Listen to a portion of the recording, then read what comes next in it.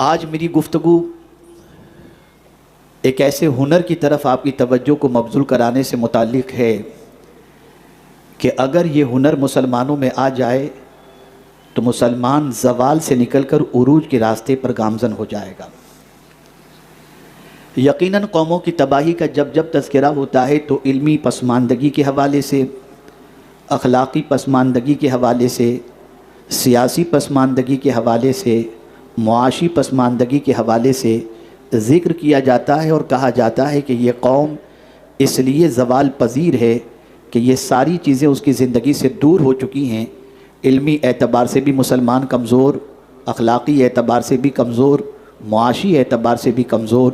اور فکری اعتبار سے بھی کمزور ہے، جس کی بنیاد پر یہ قوم زوال پذیر ہے۔ لیکن آج ایک نئے باب کا اضافہ میں کر دوں کہ ہماری قوم کی تباہی کا سبب یا تباہی کے اسباب صرف یہی نہیں ہیں، بلکہ ہماری قوم کی تباہی کے اسباب میں سے ایک بڑا سبب یہ ہے کہ ہم اسراف کے شکار ہو گئے اور ہم نے میانہ روی کو چھوڑ دیا۔ میں چاہوں گا کہ جتنی دیر آپ کے درمیان میں کچھ معروضات پیش کروں، مکمل توجہ اور انہماک کے ساتھ آپ گفتگو کو اس نیت سے سماعت فرمائیں کہ قرآن مقدس میں رب قدیر جل جلالہ نے ارشاد فرمایا وَذَكِّرْ فَإِنَّ الذِّكْرَىٰ تَنفَعُ الْمُؤْمِنِينَ، اور نصیحت کرو کہ نصیحت ایمان والوں کو نفع پہنچاتی ہے۔ اگر نصیحت آپ کو نفع نہیں پہنچا رہی، یا نصیحت پر عمل کا جذبہ پیدا نہیں ہو رہا، یا نصیحت کے مطابق زندگی گزارنے کا حوصلہ آپ کے اندر پیدا نہیں ہو رہا، تو میں یہ کہنے میں حق بجانب رہوں گا کہ کسی حد تک ایمان کمزور ہو چکا ہے۔ اس لیے کہ میں کوئی اپنے گھر کی بات نہیں، جتنی بھی باتیں آپ کی سماعتوں کے حوالے کرنے کی کوشش کروں گا وہ ساری باتیں یا تو قرآن سے ہوں گی یا انشاءاللہ حدیث سے ہوں گی، تاکہ آپ قرآن و احادیث کے ذریعے کی جانے والی نصیحتوں کو اپنے دل میں جگہ دے سکیں اور اپنی زندگی کو تبدیل کر سکیں۔ یہاں ایک بات میں آپ کی سماعتوں کے حوالے کر دوں کہ حضرت فضیل بن عیاض رحمۃ اللہ تعالی علیہ اپنے گھر سے ایک خطیب کے خطاب کو سننے کی غرض سے نکل رہے تھے، اور نکلنے سے پہلے اپنی والدہ سے انہوں نے عرض کیا کہ ماں، شہر میں ایک بہت بڑے خطیب تشریف لائے ہیں اور میں اس خطیب کے خطاب کو سننے کے لیے جا رہا ہوں۔ ماں نے برجستہ سوال پوچھا، بیٹے خطیب کا خطاب سن کر کیا کرو گے؟ کہا ماں، میں نے سنا ہے وہ بہت بڑے خطیب ہیں۔ تو ماں نے فرمایا بیٹے سنو، میں اس خطیب کے خطاب کو سننے سے پہلے تمہاری نیت کو درست کر دوں۔ بیٹا تم اس نیت سے تقریر سننے کے لیے جاؤ کہ جو کچھ اللہ اور اس کے رسول کی باتیں وہاں بتائی جائیں گی تم اس پر عمل کرو گے، ورنہ ہوگا یہ کہ جان کر کے بھی عمل نہ کرنے کا گناہ تمہارے سر پر مزید ہو جائے گا۔ تو میں گزارش کروں گا کہ آج یہ جمع غفیر جو یہاں پر موجود ہے، اپنا من بنائیں، اپنی سوچ بنائیں، اپنی فکر بنائیں کہ یہاں سے جو پیغام آپ کی سماعتوں کے حوالے کیا جائے گا ان پیغام پر عمل بھی کرنا ہے اور اپنی زندگی کو اس کے سانچے میں ڈھالنے کی کوشش بھی کرنی ہے۔ میرے پیارے آقا صلی اللہ علیہ وسلم کے پیارے دیوانوں، قرآن مقدس میں رب قدیر جل جلالہ نے فرمایا وَكَذَلِكَ جَعَلْنَاكُمْ أُمَّةً وَسَطًا، اور یوں ہی ہے کہ ہم نے تم کو بہترین امت بنایا۔ میرے پیارے آقا صلی اللہ علیہ وسلم کے پیارے دیوانوں، اللہ کے رسول صلی اللہ علیہ وسلم کی یہ امت جسے امت مصطفیٰ جان رحمت صلی اللہ علیہ وسلم کہا جاتا ہے،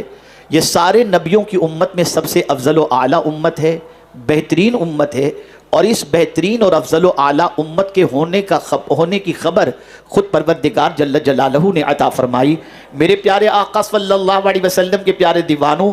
وسط کے معنی درمیان کے ہوتے ہیں، اور یاد رکھیں جو درمیانی چیز ہوتی ہے وہ بڑی اہم ہوا کرتی ہے۔ اسی لیے آقا کریم صلی اللہ علیہ وسلم نے ارشاد فرمایا خیر الامور اوسطھا، بہترین کام درمیانی کام ہوا کرتا ہے۔ آپ اندازہ لگائیں میرے پیارے آقا صلی اللہ علیہ وسلم کے پیارے دیوانوں، آج کا مسلمان تباہی اور بربادی کے دہانے پر جو پہنچا ہوا ہے، اس کے کئی اسباب میں سے ایک سبب یہ بھی ہے کہ مسلمان کہیں گیا تو بہت زیادہ گیا، کہیں رکا تو بہت زیادہ رک گیا، درمیان کے پہلو کی طرف اس نے توجہ نہیں دی۔ میں اس کے حوالے سے قرآنی بہت ساری آیتیں آپ کی سماعتوں کے حوالے آج کروں گا، تاکہ آج آپ یہاں سے اللہ اور اس کے رسول کے پیغام کو اس طریقے سے سینے میں اتار کر کے جائیں کہ جس کی وجہ سے آپ اس پر عمل کرنے کے بعد اپنی دنیا بھی سنوار لیں اور اپنی آخرت بھی سنوار لیں۔ آئیے میں آپ کو بتاؤں، جو چیز درمیان میں ہوتی ہے اس کا مقام کتنا عرف و اعلیٰ ہوتا ہے۔ میرے پیارے آقا صلی اللہ علیہ وسلم کے پیارے دیوانوں، اپنی زندگی کے 3 ادوار کے حوالے سے غور کریں۔ شاید کہ بہت سارے تیسرے دور کے اندر داخل نہیں ہوئے اور بہت ساروں کا پہلا دور بھی گزر چکا ہے، لیکن اس وقت جس دور سے اتنا بڑا مجمع گزر رہا ہے وہ جوانی کا دور ہے۔ آپ دیکھیں انسان کی زندگی کے 3 دور ہوا کرتے ہیں، 3 ادوار ہوا کرتے ہیں، ایک بچپنا، ایک جوانی، ایک بڑھاپا۔ لیکن اب آپ دیکھیں بچپنے کی کیفیت کا اندازہ لگائیں اور بڑھاپے کی کیفیت کا اندازہ لگائیں اور پھر جوانی کو دیکھیں تو یہ جوانی درمیانی ہماری عمر ہے، یہ جوانی درمیان میں آتی ہے، بچپن اور بڑھاپے کے درمیان جوانی ہے۔ اور یاد رکھیں اگر کسی نے اپنی جوانی سنوار لی اس نے اپنی زندگی سنوار لی، کسی نے اپنی جوانی برباد کر دی اس نے اپنی زندگی برباد کر دی۔ آقا کریم رؤوف الرحیم علیہ التحیۃ والتسلیم کے نزدیک جوانوں کا بڑا اونچا مقام ہے، جوانوں کا بڑا اونچا درجہ ہے، جوانوں کی بڑی اہمیت ہے۔ آج اگر ہم دیکھیں تو ہماری قوم کا جوان جس کی عمر کو تعلیمی کام کے اندر گزارنا چاہیے، تعمیری کام میں گزارنا چاہیے، فلاحی کام کے اندر گزارنا چاہیے، لیکن ہم دیکھتے ہیں کہ ہماری قوم کا جوان آج علمی اعتبار سے، اخلاقی اعتبار سے، ہر اعتبار سے اگر دیکھا جائے تو پسماندگی کا شکار نظر آتا ہے۔ آئیے جوانوں، میں تمہیں رسول اعظم صلی اللہ علیہ وسلم کے کچھ ارشادات جوانوں سے متعلق بتاؤں کہ جوان کی اہمیت اللہ کے رسول صلی اللہ علیہ وسلم نے کیا بیان فرمائی۔ میرے آقا صلی اللہ علیہ وسلم ارشاد فرماتے ہیں جو جوان صبح کے وقت عبادت کرتا ہے اس کا مقام اس بوڑھے کے بڑھاپے میں عبادت کرنے والے کے مقابلے میں ویسا ہی ہے جیسا رسولوں کا مقام امتیوں کے اوپر ہوا کرتا ہے۔ اے رسول اعظم صلی اللہ تعالی علیہ وسلم کے دیوانوں، جوانوں کی بڑی اہمیت ہے، جوانوں کی بڑی قدر و قیمت ہے۔ اور آج تاریخ اٹھا کر کے دیکھیں، جس قوم کا جوان سنبھل جاتا ہے اس قوم کے اندر انقلاب پیدا ہوتا ہے۔ یہی وہ عمر ہے جس عمر کے اندر اگر آپ نے علم انویسٹ کیا، جس عمر کے اندر آپ نے اخلاق اپنے سنوار لیے، جس عمر کے اندر آپ نے اپنی عادتیں سنوار لی، تو یاد رکھیں آپ کی نسلوں کی عادتیں بھی سنور جائیں گی اور ان کی زندگی میں بھی انقلاب پیدا ہوگا۔ میں آپ کو مثال کے ذریعے سمجھاؤں، جو ماں پڑھی لکھی ہوتی ہے، جو باپ پڑھا لکھا ہوتا ہے، انہوں نے اپنی جوانی تعلیم میں گزاری ہوتی ہے، اخلاق سنوارنے کے اندر گزاری ہوتی ہے، عبادت و ریاضت میں گزاری ہوتی ہے، وہ کبھی نہیں چاہیں گے کہ ان کی نسل جو ہے جاہل رہ جائے، ان کی نسل آوارہ گردی کی شکار ہو جائے، بلکہ ماں بھی محنت کرتی ہے، باپ بھی محنت کرتا ہے، کبھی اخلاق منتقل کیے جاتے ہیں، کبھی عادتیں منتقل کی جاتی ہیں، کبھی علم منتقل کیا جاتا ہے،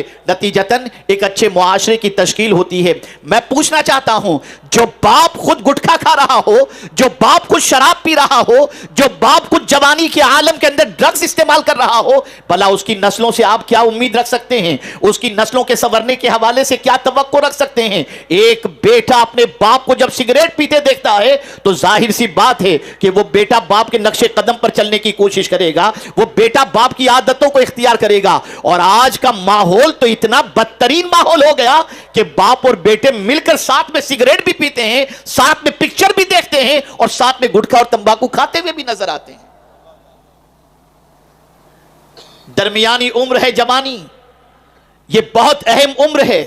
چاہے وہ بچے کی ہو یا بچی کی۔ نوجوان بچہ سنور جائے تو معاشرہ سنور جاتا ہے،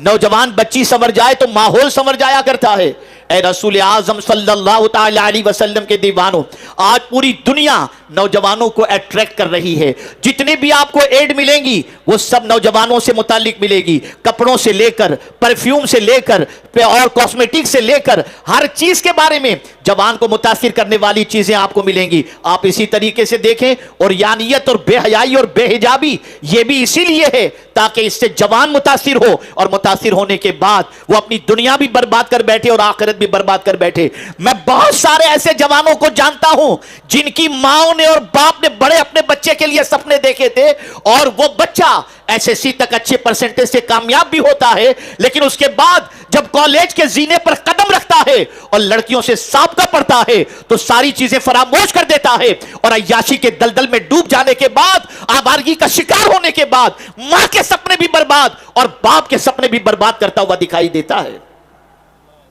جوان بہت اہم سرمایہ ہے،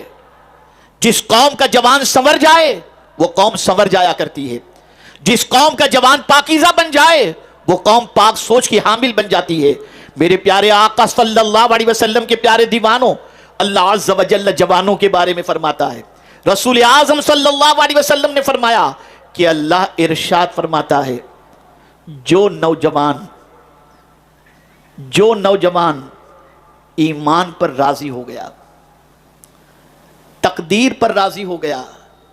اور میری دی ہوئی روزی پر قناعت کرتے ہوئے اس سے راضی ہو گیا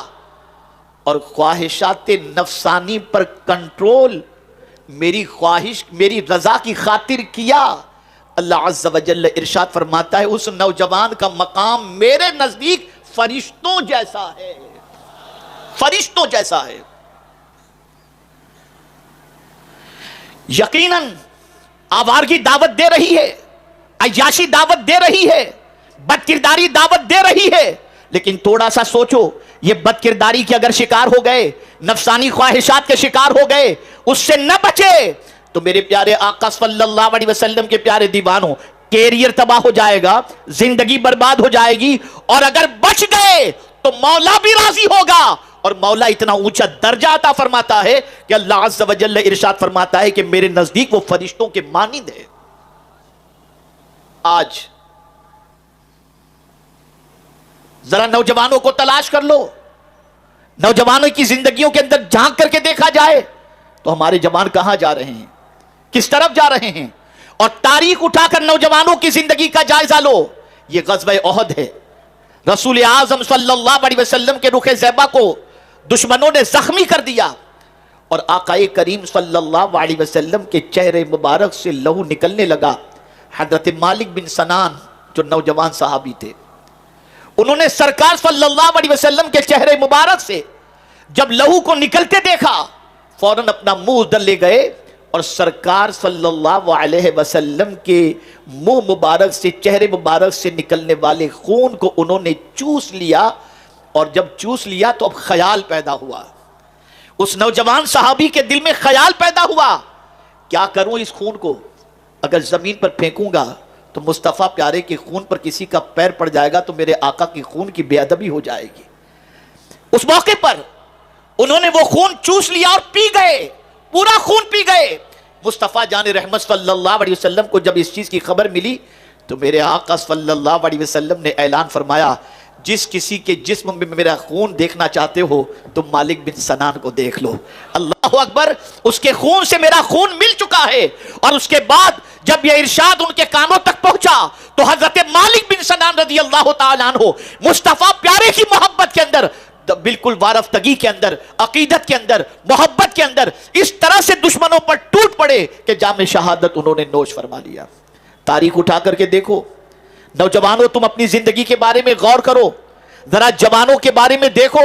کہ تاریخ میں کیسے کیسے نوجوان گزرے ہیں اور انہوں نے اپنی جوانی کو کس راستے پر ڈالا. اور ظاہر سی بات ہے جب مائیں اپنے بچوں کو جوان صحابہ کی داستانیں سناتی اور جب باپ اپنے بچوں کے سامنے مصطفیٰ پیارے کی جوانی کا تذکرہ کرتے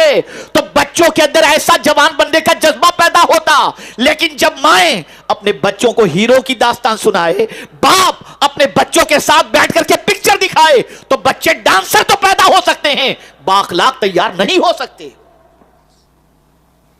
اتنا بڑا مسلم علاقہ، مانا ہوا علاقہ، اکثریتی علاقہ، بڑی تعداد میں بسنے والے یہاں کے مسلمان، ذرا اپنی آئیڈینٹی دیکھو، ذرا اپنی پہچان دیکھو. میں نے ابھی سید علی بھائی صاحب قبلہ کے ساتھ تھوڑی دیر ہم بیٹھے ہوئے تھے تو میں نے اپنی ایک چھوٹی سی فکر پیش کی. میں نے کہا یہ ممبرا اور نیو ممبئی دونوں کو دیکھ لو، دونوں کا وجود عمل میں آیا ہے، کوئی زیادہ فاصلہ نہیں ہے دونوں کا. جب نیو ممبئی بنا اسی کے قریب قریب ممبرا اور کوسا بنا، یا ممبرا یا کوسا بنا اس کے بعد نیو ممبئی بنا. لیکن پوری ذمہ داری کے ساتھ کہتا ہوں ذرا ممبرا بھی جا کر کے دیکھ لو، یعنی یہاں کا حال بھی دیکھ لو، راستے بھی دیکھ لو، بلڈنگیں بھی دیکھ لو، گلیاں بھی دیکھ لو، رہنے والوں کو بھی دیکھ لو، اور ذرا نیو ممبئی جا کر کے دیکھ لو تو آپ کا ضمیر کہے گا جیسے نیو ممبئی پہنچتے ہیں تو ایسا لگتا ہے جیسے فورین میں آ گئے، اور یہاں کا مجھے کچھ کہنے کی ضرورت نہیں، یہاں کے بارے میں کچھ کہنے کی ضرورت نہیں. ایک اور میرا اپنا تجزیہ میں آپ کو بتاؤں، سب سے زیادہ ہوٹل اگر کسی علاقے میں نظر آئیں گی تو وہ مسلم علاقہ، اور صرف ہوٹل ہی نہیں، سب سے زیادہ کیمسٹ بھی آپ کو مسلم محلے میں نظر آئے گی، اور سب سے زیادہ ڈاکٹر بھی آپ کو، اور ڈسپینسری بھی اور کلینک بھی آپ کو مسلم محلے